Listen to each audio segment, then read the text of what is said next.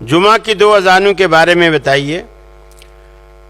रसूल अकरम सल्लल्लाहु अलैहि वसल्लम के ज़माने में एक होती थी, जो खुतबे वाली अजान है ना, यही होती थी, पहले कोई अजान नहीं होती थी।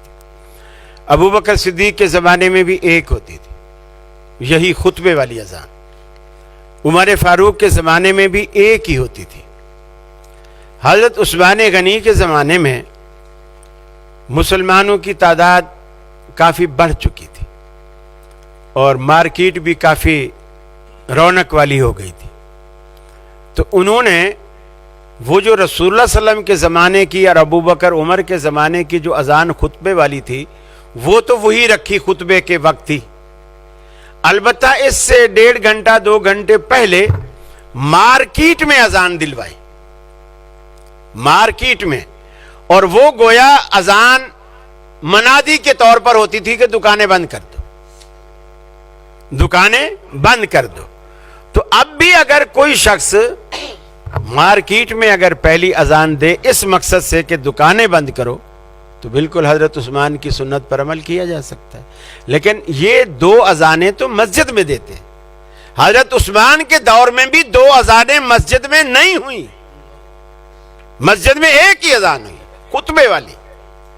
वो अजान पहले थी और बाजार में थी। तो अब जब हजरत उस्मान की सुन्नत पे अमल करना है तो फिर उसी तरह करें ना जिस तरह उन्होंने किया।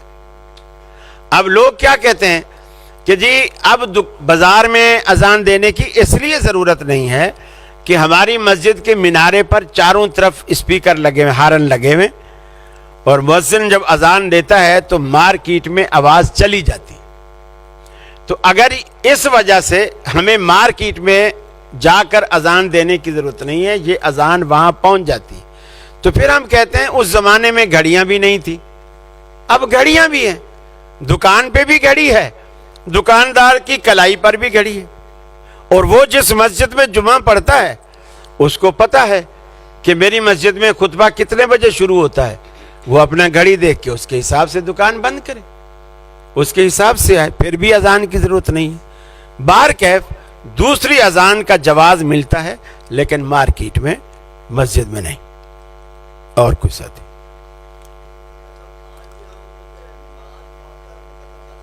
जी आज भी कर सकते जी, हज पे तो खैर हम आज भी करते हैं, लेकिन यहाँ भी अगर किसी को कोई उज़्र हो, जैसे बीमारी है, मुसाफिर है, कोई भी बाहर कर्फ्यू लगा हुआ है, बारिश हो रही है, कोई भी ऐसी सूरत हो कि दोबारा मस्जिद में आना उसके लिए दुश्वार हो, तो वो जमा कर सकता है।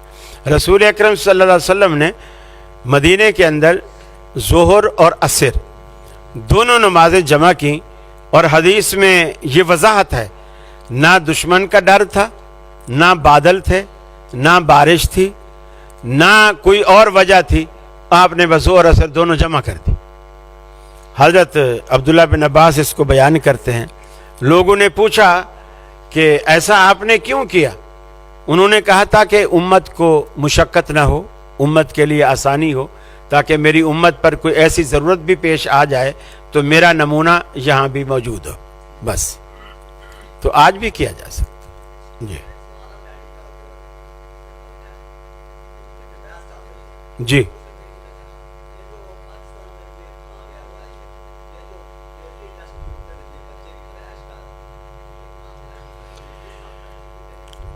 ये 100% उस वक्त ठीक है जब बेबी ट्यूब के अंदर डाले जाने वाले कतरात दोनों मियाँ बीवी के हों जिनका आपस में निकाह हुआ, बस।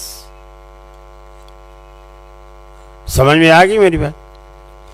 जो बे औलाद जोड़ा है, जिनका निकाह हुआ है लेकिन किसी वजह से औलाद नहीं हो रही, वो दोनों जो जून या जो भी चीज़ वो डालते हैं, क्या जिनीन जो भी डालते हैं, वो उन्हीं मियाँ बीवी की हो जिनका निकाह हुआ।